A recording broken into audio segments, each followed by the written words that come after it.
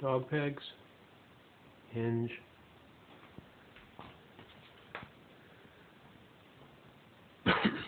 brackets. All that's the lift system for the lid. And this retains the lifting part of the lid to the part that gets the cement poured in.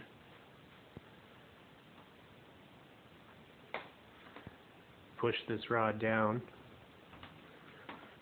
lift it up, and you rotate it on this swivel block right there.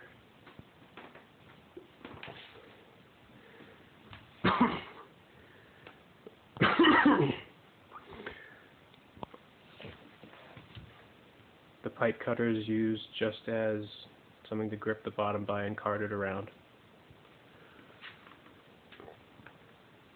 These pieces of angle are going to be welded to the axle, the wheel axle right there, as supports.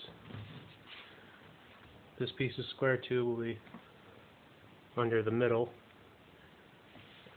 act as a leveling foot.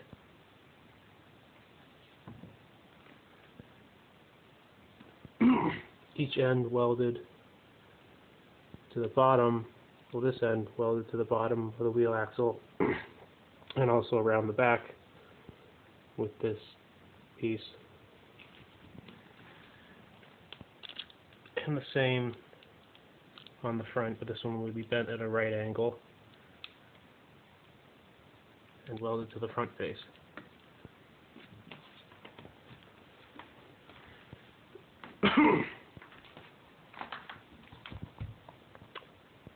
(10" by 2.5" caster wheels.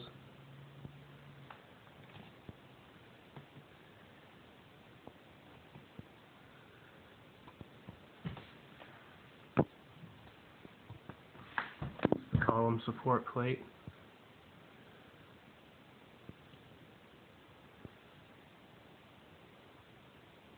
That T formation.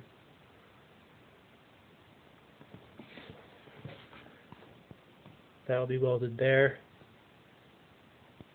and everything is bolted together so when it needs to be transported, this column and the lifting carriage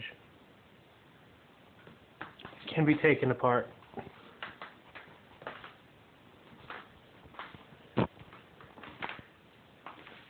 Inside you can see bolts that go through the support bands, which are there just to have something to weld all the supports to and everything else.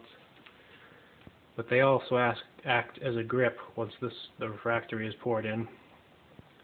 There'll be 3" walls, floor, and lid. This cylinder will be used as a former for the inside cavity. It's 7 7/8" diameter by 15 1/4" inch height.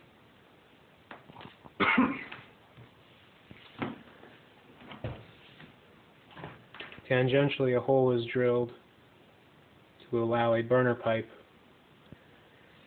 to be flush. The outside of the pipe right there will be flush with right here, and it'll be blowing this way, so the heat will circulate in that direction. And a hole where, well, this will be full of cement, but a hole will allow gas escape.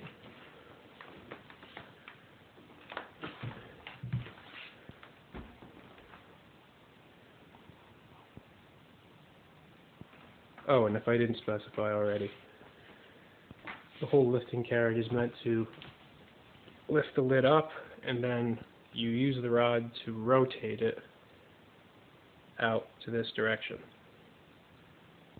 And the purpose of the dog pegs is a lock that goes, you have these two pieces that stay, and then you have one middle piece that goes up or down, and if it's engaged or disengaged, it will lock or be able to turn.